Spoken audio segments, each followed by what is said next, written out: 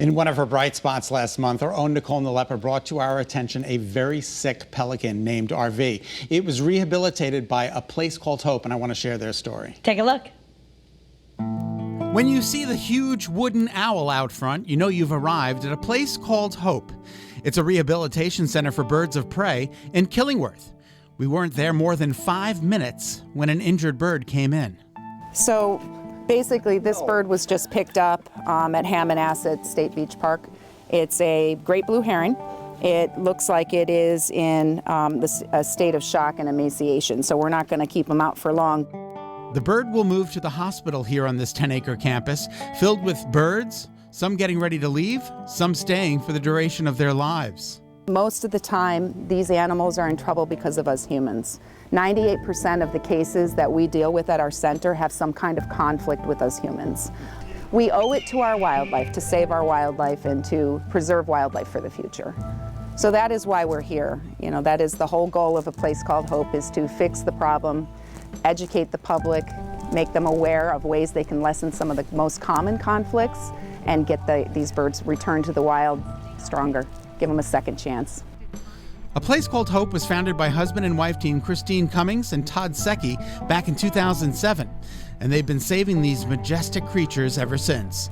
It's a 24-hour-a-day, 7 days a week volunteer job. The couple hasn't had a vacation since 2004. How crazy are you? I'm crazy. And he's crazier? He's crazier. One of us is crazy and the other one's insane. It's a labor of love taking care of all of these birds that arrive here injured. The phone can ring in the middle of the night. We don't close at 5 o'clock. It doesn't, if there's a holiday, it doesn't mean we have a day off. We can't plan a day off. 2 sips of wine in, I'm like, uh-oh, I better not have any more because I never know if there's going to be a call. And if there's an emergency, you have to be prepared to get your stuff, get the crew, and go, no matter where it is or what time it is or what the situation is, what the weather's like.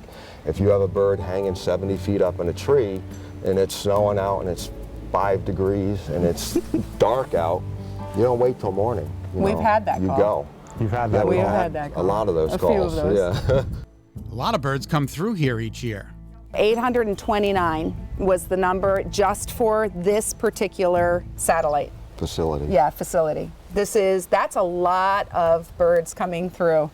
And while it's the hope to get them all back to nature, Christine says, unfortunately, that's not how it works.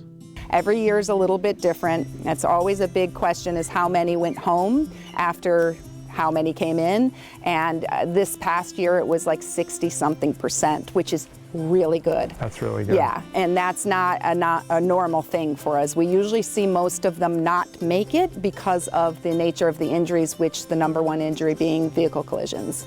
They're no match for our vehicles. Yeah. After vehicle collisions, we've got window collisions, dog and cat attacks, rodenticide poisoning. We're seeing a lot more lead toxicity in our state, more than ever. Pesticides, chemicals.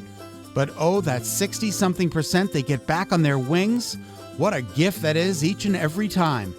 As we stroll through the aviaries, there are so many different birds to see. So Loki is a raven. She is 19 years old. She's been with us since 2007, but she's been captive her entire life. She is a perfect example of a bird that was picked up as a little tiny baby. Her eyes were still closed, and unfortunately for her, she was not put back. She'll live out her life right here at a place called Hope. Meet Mock G. Mock G is a very unusual and unique bird. He is a mix between a red-shouldered and a red-tailed hawk, and it's a natural occurring hybrid.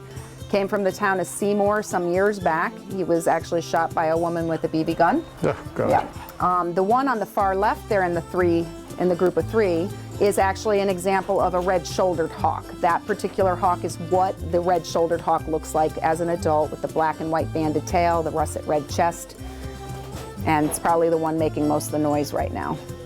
Who's not making noise? The owls. So what you're looking at there is Zuni on the right, and the one on the left is actually from Shelton. It crashed into a window so hard that it had serious concussion, but it was paralyzed. That bird is a miracle to have its legs back. It's still kind of working on connecting everything. That's why it's out here to practice before it can go back. I'm thinking it might go back next week or the next week. Back to the wild, the mission of A Place Called Hope. The mission is to preserve wildlife for the future. Our biggest goal is to fix the problems that are mostly caused by us humans. Wildlife no longer lives off in the wild like it used to be in our minds. When we were younger, it seemed that they had more freedom and more space to be and exist. Nowadays, we're encroaching on all of their territory, so we're sharing space more than ever. So they're forced to live closer and closer with us, and they're often in our own backyards. All right, A Place Called Hope does open their doors to visitors, and they do school visits as well with their ambassador birds. So if you'd like to learn more about that, please head to their website. It's a place called HopeRaptors.com. And I wanted to pass along that they also need cash donations. If you can give them a little, they'll make it go a long way. Again, you can head to their website for more information. Yeah, that'd be great as schools start to open up. It would be amazing to have some of those birds come. Yeah.